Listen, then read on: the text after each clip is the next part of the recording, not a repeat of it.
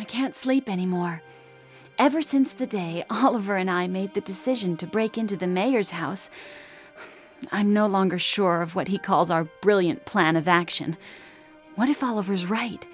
If this man is influential enough to push the detectives to conclude that Marie is dead, he can do anything he wants to get his hands on this land. I'm so worried. Each time I picture myself rummaging through the mayor's house, I imagine getting stuck, all alone, and my old enemy, claustrophobia, rears its ugly head. My legs turn to jelly, and I fail. What was I thinking when I agreed to this plan?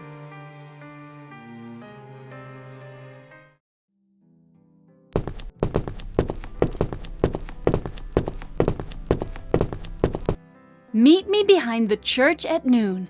The password is Pony M, signed Agent O.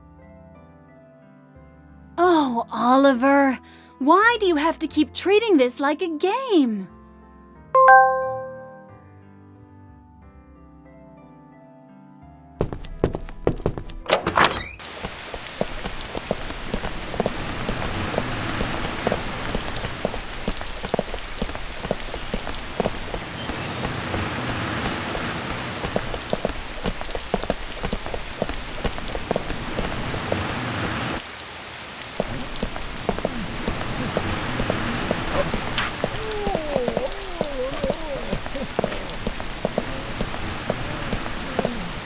Hello, Mr. Mayor. So, would you be willing to dedicate some time to my research? You said that Bellevue hasn't always been a little village. Indeed, miss. And if I'm the mayor here, it's to bring back its bygone grandeur. But you're not from the village. What drives a man of your stature to undertake this restoration? Is it glory? Not at all, young lady. You shouldn't always believe what you hear. Who told you that I'm not from the village? Well, your townspeople. Well, they are wrong, and their memory is short. It's not because we're not born here that we're not from the village. We may also have been kept from being born here. Village life is not always sparkling, young lady. So, I assume that someone kept your mother from giving birth to you here. And that is the reason for your presence here. These simplistic assumptions are your own, miss, and are nobody's business but yours. I warn you. You've either said too much or not enough, Mr. Mayor. It's up to you to complete my assumptions. You're starting to get on my nerves, young lady. There's no reason for me to answer your questions, so go to the devil. Don't get angry with me, Mr. Mayor, and know that the devil has nothing to do with my research. I'll be back to see you.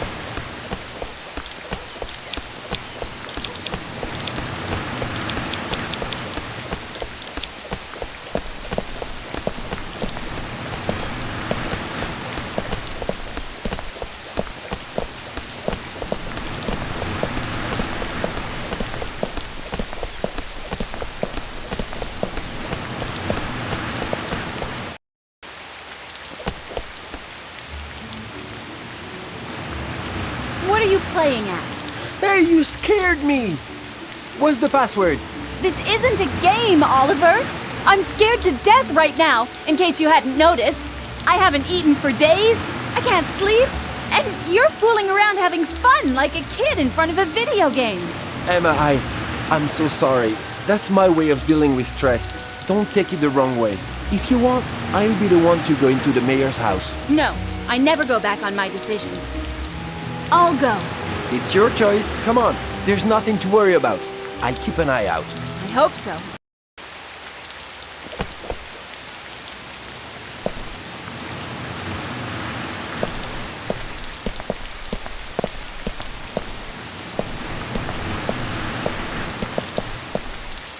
So, what's your plan?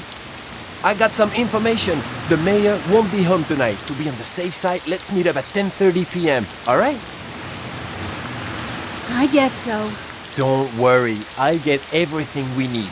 Meet me in front of the mayor's house at 10:30 p.m. And don't be late.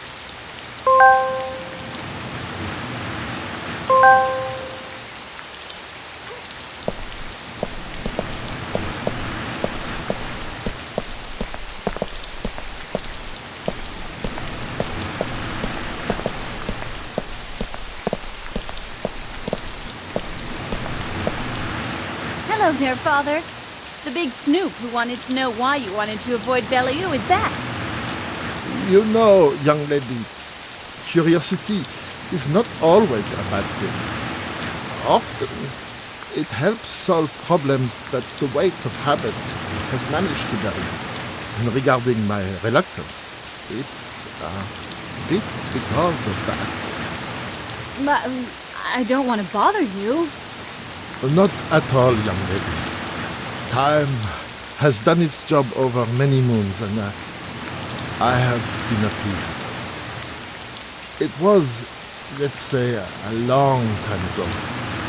I was 20, and my career was mapped out before me. First a clerk, and then a lawyer in my father's offices. I was young, and I was in love with a very beautiful young woman. A woman from this village, but she didn't know. Let's say that even at that time, nature did not help me too much. That's going a bit far, Father. You know very well that love is blind. That's probably true, young lady. But once I had gotten used to that idea, the beauty had disappeared.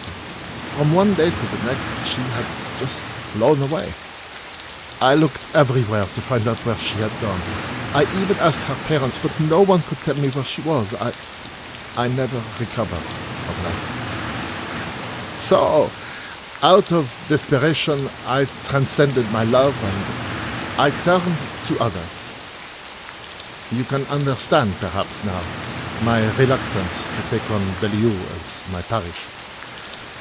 But with hindsight and with age, I don't regret any of it, especially since sometimes the randomness of life takes care of these changes.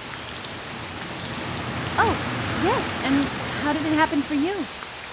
Oh, as simply as can be, through the prodigal young lady's return to her native village. She was only 40 years older, but I recognized her immediately. It was her eyes. They still had the sparkle from her youth. That's true. There are some things that we never forget. So what did you do then? One day, she was coming to see me about some flowers. I told her everything. She looked at me, shocked, with her big, light, laughing eyes. She hugged me, holding me very tightly in her arms. And since then, we are the best friends in the world. Wow. What a beautiful story, Father. And it gives me even more reason to love life, you know? Well, you have to love it, miss. If you love it, life will give it back to you one day. All right? Goodbye, young lady.